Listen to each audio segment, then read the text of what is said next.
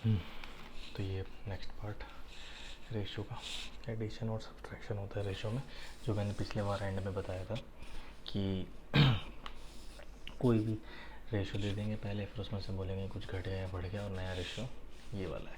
जैसे कि इनकम है, उसमें से एक्सपेंडिचर आया था तो सेविंग है, तो क्या बोल देगा कि भाई इनकम का रेशियो इतना है और एक्सपेंडिचर उसका इतना इतना बता देगा नंबर में, बोल देगा सेविंग का रेशियो इतना है।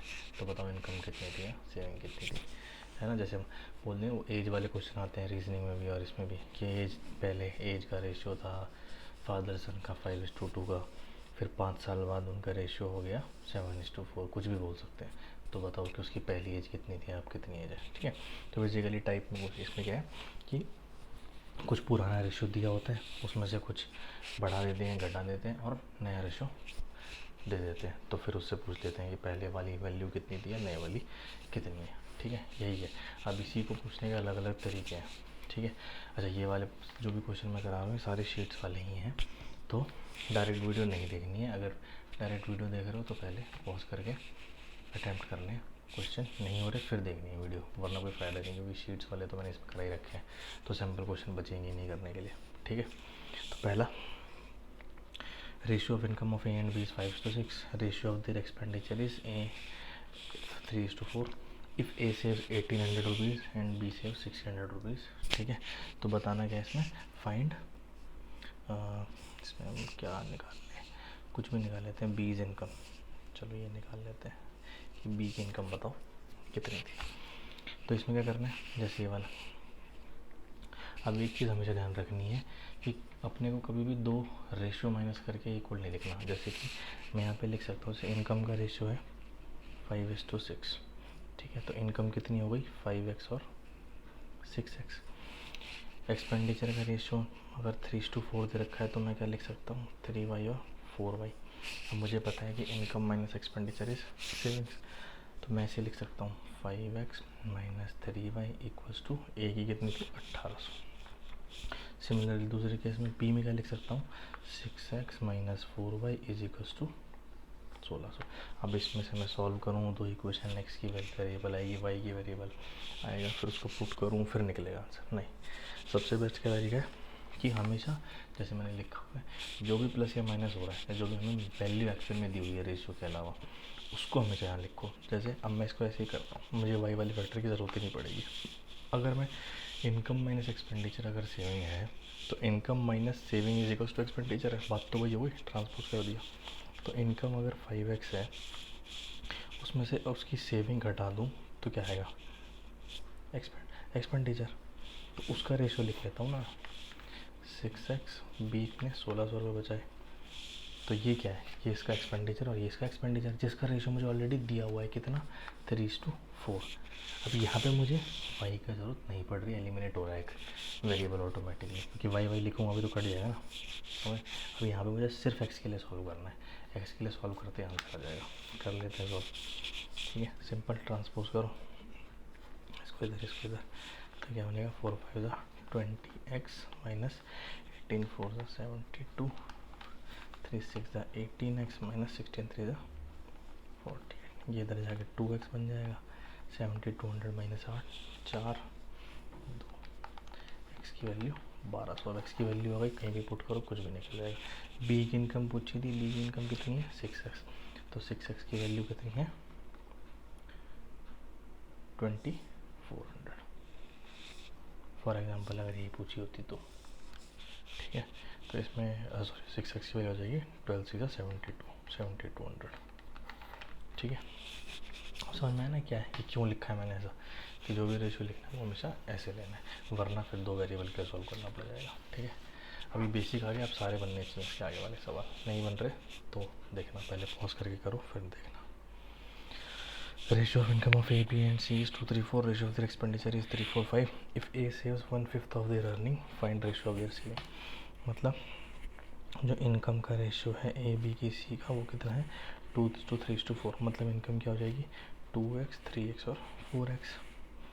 एक्सपेंडिचर ए बी सी का दिया हुआ है 3:4:5, मतलब 3y 4y और 5y। If E saves 1/5 of their earning, मतलब ए की इनकम में से अगर एक्सपेंडिचर घटा दूँगा तो सेविंग आएगी ना, जो बोलता जा रहा है बस करते चलो। 1/5 ऑफ हिज अर्निंग मतलब जो उसकी अर्निंग थी, मतलब इनकम का 1/5 है उसकी सेविंग। तो इनकम थी 2x, इसका 1/5 क्या हो गया, ये सॉल्व कर लो, x और y का रेशियो आ जाएगा। 10x minus 15y equals to 2x, 8x equals to 15y। तो x और y का रेशियो कितना आ गया, 15:8। अब मेरे को इसमें बस पुट कर देना है। तो ये क्या बन जाएंगे, 15 2 30, 53 45, 15 4 60। ए बी और सी की इनकम ये है, और y की वैल्यू 8 है। 8 3 24, 8 4 32, 8 5 40। ठीक है, तो मैं इनकम में एक्सपेंडिचर माइनस कर दो, यूनिट सेम है, 6 और 13 20, ये आ गया उसका सेविंग्स का रेशियो। समझिए, अगर इसको समझ में, ये समझ में क्यों, अगर इसमें डाउट है कि एक्स और वाई डायरेक्ट कैसे पुट कर दिए मैंने, इसमें माइनस कैसे कर दिया, तो ये रेशियो का रेशियो है। जैसे ये तो आपस में रेशियो है, ये आपस में रेशियो है, इन दोनों के बीच में भी एक वो है कांस्टेंट, वो हमने पुट कर दिए हैं, जिससे कि हम इनको माइनस कर पा रहे हैं, जिससे इनकी यूनिट कर दी हमने सेम। ठीक है, अच्छा सवाल दो। ओके, अगला सवाल पॉज करके करना, नहीं हुआ तो देखो। The total income of A B and C is इतनी, A B and C spend 80%, 85%, 75% respectively of their income, the ratio of their savings is इतना। ठीक है, मतलब क्या कहना चाह रहा है कि टोटल तो अपने पास है ये पैसा, जो ये टोटल इनकम है ए बी सी की। तो हम मान लेते हैं कि ए की ए है, बी की बी है, और सी की सी इनकम हमें पता तो है नहीं। तो स्पेंड कितना किया, 80% इसने स्पेंड कर दिया। मतलब अगर ये इनकम है तो एक्सपेंडिचर कितनी हो गई, 80% ऑफ ए, 85% ऑफ बी और 75% ऑफ सी। तो जो सेविंग होगी वो कितनी होगी, अगर 80 खर्च कर दिया तो 20% ही तो बचा, 85 खर्च कर दिया तो 15% बचा, और 75 खर्च कर दिया तो 25% बचा। ठीक है, तो इसका रेशियो उसने दिया हुआ है, ये रेशियो किसके बराबर है, 5:6:9 के बराबर है, ऑलरेडी उसने हमें दिया हुआ है। बस पुट कर दो, ए बी सी आ जाएगा। मतलब कि 20/100 की वैल्यू 5 है, तो ए की वैल्यू कितनी हो गई, 25। मतलब इनकम कितनी है, 25। 15b/100 की वैल्यू 6 है, तो इसकी वैल्यू कितनी हो गई, 40। 25c/100 की वैल्यू 9 है, तो इसकी वैल्यू कितनी होगी, 36। मतलब ए बी और सी की जो इनकम का रेशियो है वो कितना है, 25, 40 और 36। यही तो माना था ना हमने। तो अगर ए बी और सी की इनकम का रेशियो ये है और टोटल इनकम दी हुई है, तो टोटल को हम किसके बराबर कर देंगे, जो इन तीनों का टोटल है वो कितना है, 6 5 11 6 5 7 8 9 10। मतलब 101 की वैल्यू ये है, तो एक की वैल्यू 6000 है। आप कुछ भी पूछ रहा हो बता दो, एक की इनकम पूछ रहा है, तो एक की वैल्यू 6000 है, एक की इनकम 25 है, 25 इंटू 6 15। ये आ गई अपने पास ए की इनकम। ठीक है, समझ में आया, कुछ नहीं लिखना, लिखते चलो, जो जो बोलता जा रहा है वो करते चलो। अच्छा, एक और टाइप भाई है, कुछ नहीं, प्लस माइनस का ही टाइप है, पूछने का तरीका अलग है। In a regiment, the ratio between number of officers to soldiers was 3:31 before battle. In battle, 6 officers and 22 soldiers died. The ratio now is 1:30. Number of officers in regiment was, पहले कितने थे, तो हमें पता है जो नंबर दिया है उसको हमेशा माइनस करके लिखना है। तो पहले जो ऑफिसर्स और सोल्जर्स का रेशियो था वो 3x और 31x नंबर था। कितने गए, 6 ऑफिसर गए और 22 सोल्जर गए। तो नया रेशियो कितना बना है, 1:30। लिखने का तरीका क्या था, 3x - 6 upon 31x - 22 equals to 1:30। इसको सॉल्व कर लो, 13 3 39, 13 3 13 6 78, 31x - 22। इधर 8 बचेगा, 6 5 8 7 56 की वैल्यू हो गई 7। वो जो पूछा है वो पुट कर दो। नंबर ऑफ ऑफिसर पहले रेजिमेंट में कितने, 31x थे, तो 31x की वैल्यू कितनी हो जाएगी, x की वैल्यू 7 है तो 217। सॉरी सोल्जर्स हैं तो ऑफिसर्स पूछा था, तो 3x 7 3 21 हो जाएगा ये आंसर। ठीक। ठीक है, वही है सिर्फ, बस ये बनाना आना चाहिए बेसिकली, और कुछ नहीं है। ठीक है, ओके। अगला क्वेश्चन, ये ऐसे वालों का सबसे बेस्ट टाइप में से एक है। पॉज करके करो, अब तो ही जाना चाहिए। ठीक है, ये परसेंटेज को रेशो में बदल के फिर करना पड़ेगा, तो इसमें अच्छा सवाल है काफ़ी, है लंबा लेकिन है। Army selection percentage of selected candidate was 60%। ठीक है, if 70 more had applied and 50 less selected then the percentage of unselected candidates is 60%, how many candidates had appeared.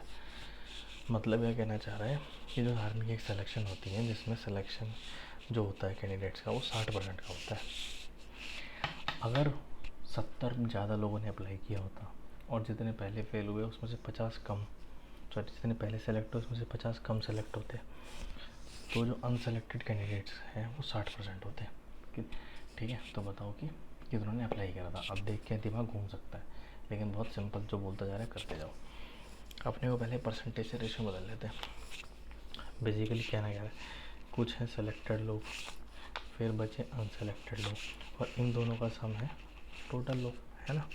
तो इसने क्या बोला, सेलेक्टेड कैंडिडेट्स कितने थे, 60%। अगर 60% सेलेक्टेड थे तो अनसेलेक्टेड ऑब्वियसली 40% होंगे ना। तो इसका रेशियो कितना हुआ, 3:2, है ना। तो टोटल कितने हो गए, 5।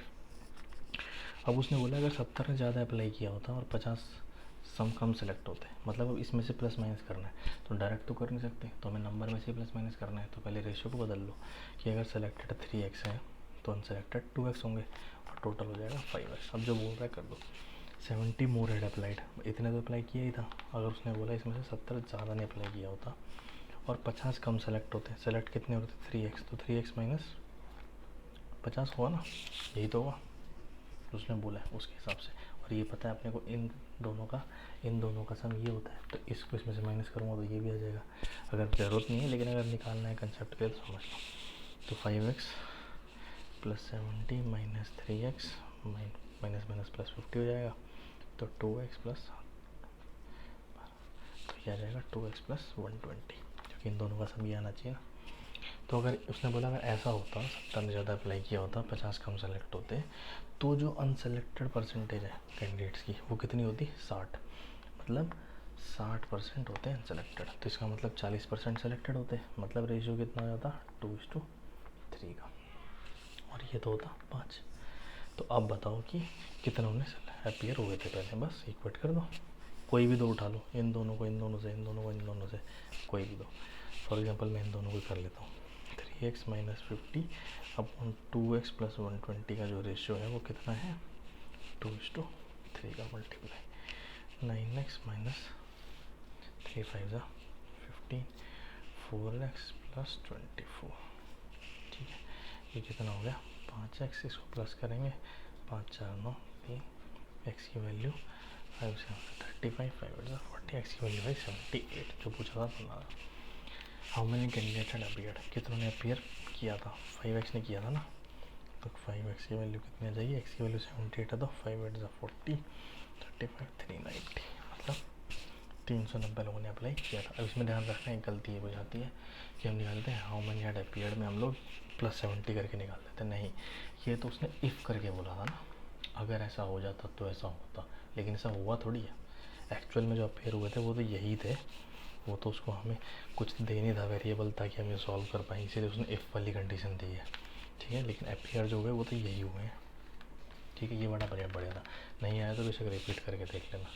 कुछ नहीं है, परसेंटेज से हमने वो रेशियो बदला, उस रेशियो को इक्वेट कर दिया, और कुछ नहीं है, बहुत सिंपल है। तो नेक्स्ट टाइप है मल्टीप्लिकेशन होता है जिसमें रेशियो में, कि उसमें क्या था, अब से पहले वाले में क्या था कि कुछ भी ऐड सब्ट्रैक्ट हो रहा था रेशियो में और नया रेशियो आ रहा था। ठीक है, ये है जिसमें कुछ मल्टीप्लाई करके नया रेशियो आ जाएगा। जैसे कि मान लो कि कोई लोग पार्टनरशिप में जाते हैं, तो पार्टनरशिप में मान लो किसी ने कुछ रुपए डाले, किसी ने कुछ रुपए डाले, और एंड में जो प्रॉफिट हुआ वो डिवाइड हो रहा है। ठीक है, तो ऑब्वियसली वो किसके रेशियो में डिवाइड होगा, जिसके हिसाब से जितने इन्वेस्टमेंट का रेशियो था वही प्रॉफिट का रेशियो हो जाएगा जो उनका बटा है ना। तो उससे पहले सिंपल वाला क्वेश्चन देख लेते हैं। ठीक है, दिमाग खुद करो पहले, तो नहीं हो रहा तो फिर देखना है हर एक क्वेश्चन में। ठीक है, क्योंकि शीट्स वाले ही हैं और 5-6 ही हो जाएंगे तो बचेगा क्या। ठीक है, तो इसमें क्या एक्स और जेड ने इन्वेस्ट करी है कैपिटल 2:1 के रेशो में, और एक्स और वाई ने इन्वेस्ट करी है 3:2 के रेशो में। दोनों का जो सबका मिला के प्रॉफिट था वो इतने रुपए का था। तो बताओ वाई का शेयर कितना होगा। तो पहले तो मुझे एक्स वाई और जेड का रेशो चाहिएगा, तभी तो मैं उसको डिवाइड कर पाऊँगा, क्योंकि जो प्रॉफिट है वो इन्वेस्टमेंट के रेशो से डिवाइड होता है। तो पहले निकाल लो एक्स जेड एक्स वाई।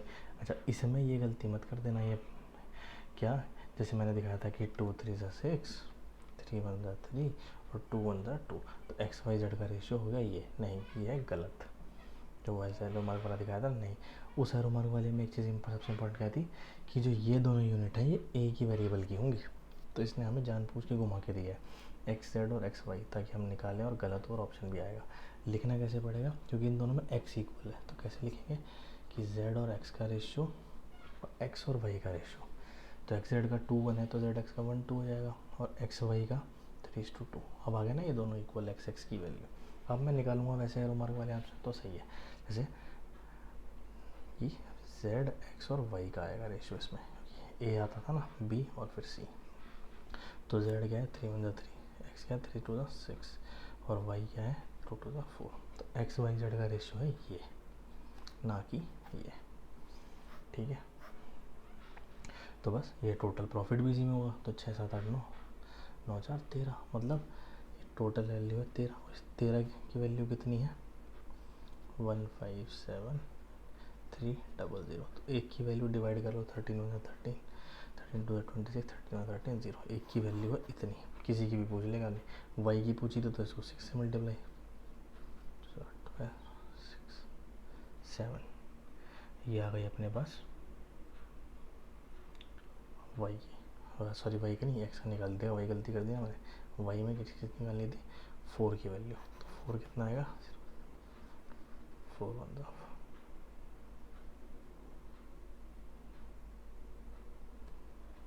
ठीक है।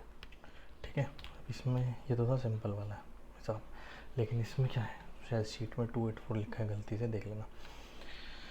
अच्छा, अब इसमें क्या है, ये तो था सिर्फ इन्वेस्टमेंट कि इन्होंने, हमने देखा इन्वेस्ट किया है, लेकिन उसने पूरे पूरे टाइम के लिए इन्वेस्ट करा है।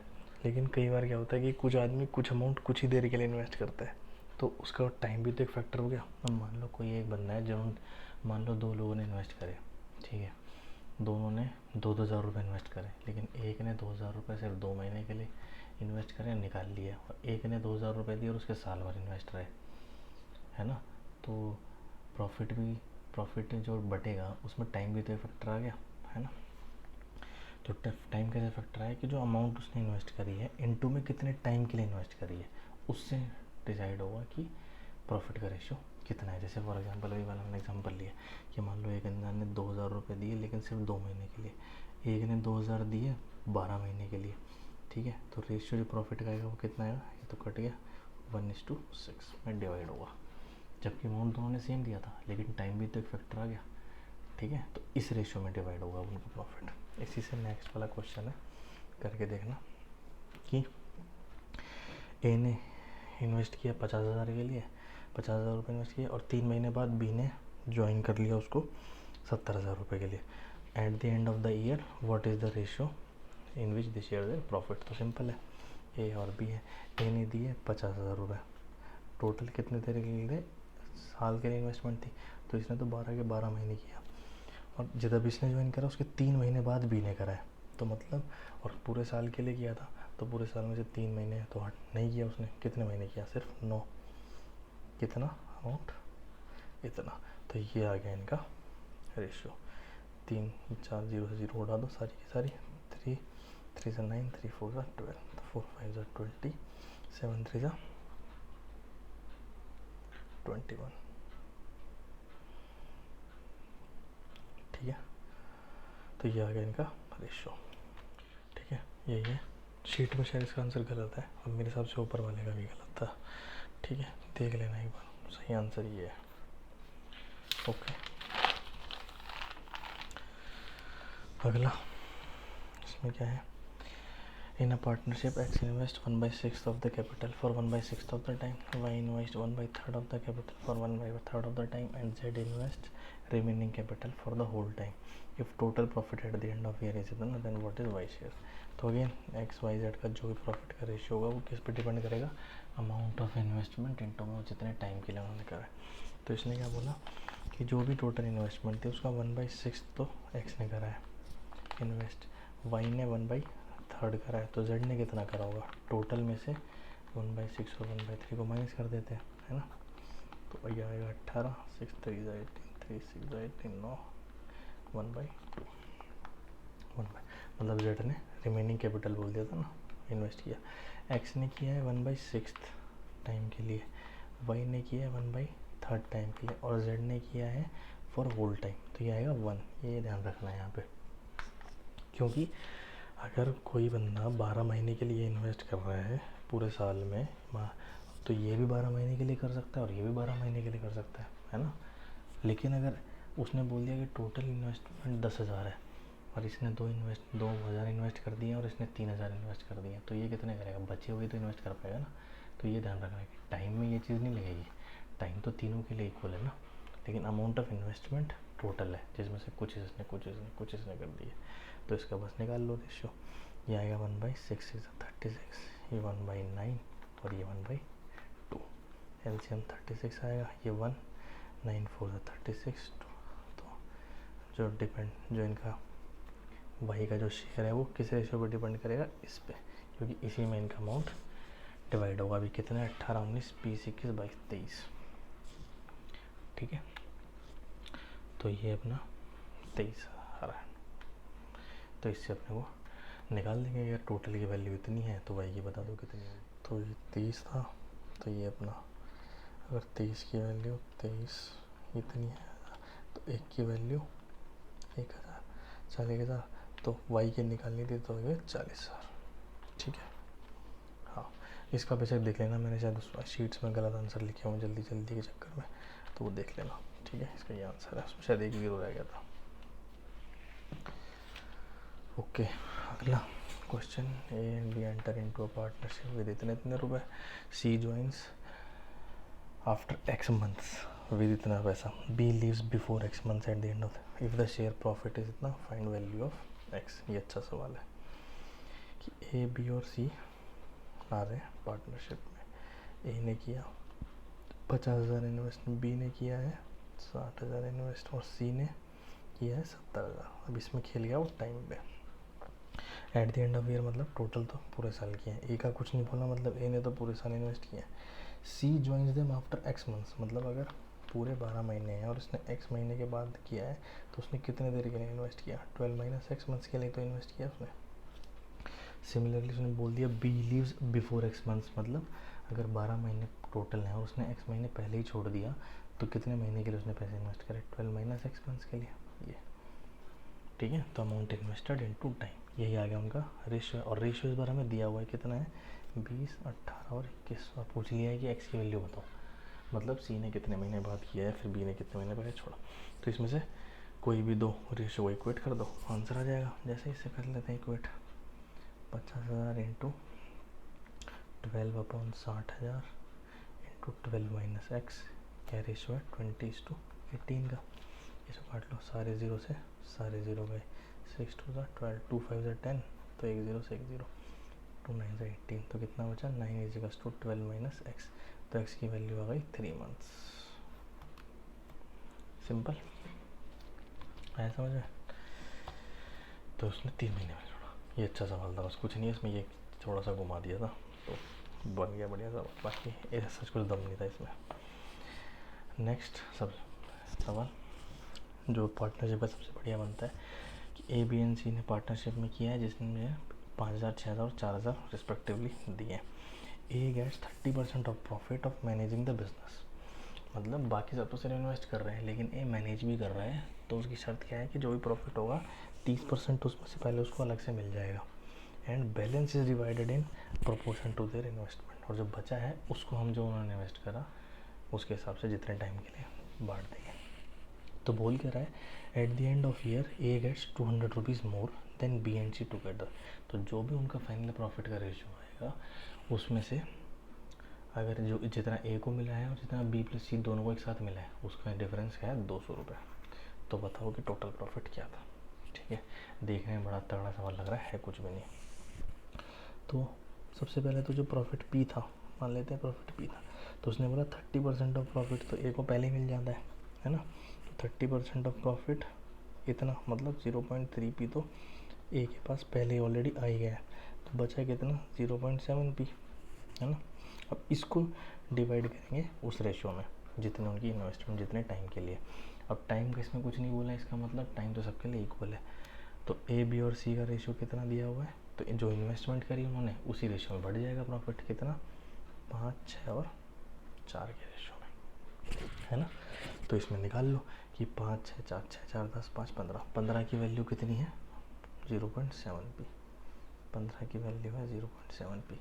तो इसमें से निकाल लो 5 की वैल्यू कितनी होगी, 5 की वैल्यू होगी 0.7 पी इंटू में 5/15।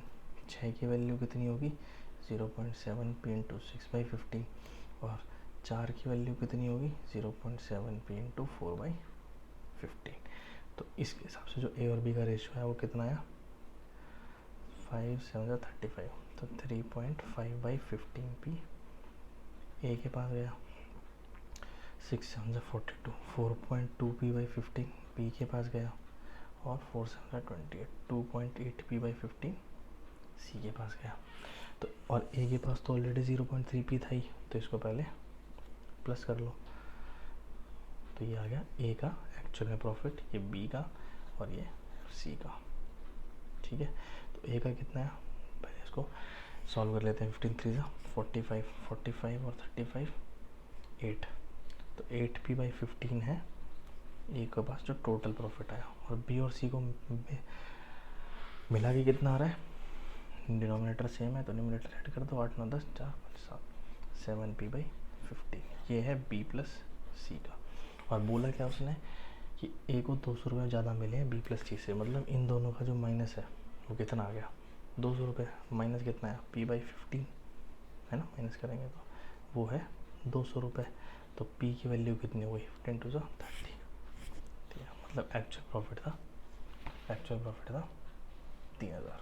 ठीक है, कुछ नहीं है, जो बोलते गए वैसे वैसे हमने कर देंगे। थोड़ी सी कैलकुलेशन यहाँ गंदी है लेकिन कंसेप्ट में कुछ भी अलग नहीं है, सेम ही है, बस क्वेश्चन को थोड़ा सा घुमा के पूछ लिया उसने। ठीक है, ये पार्टनरशिप वाले में मुझे लग रहा है कि थोड़े वो थे आंसर्स थे, तो देख लेना एक बार।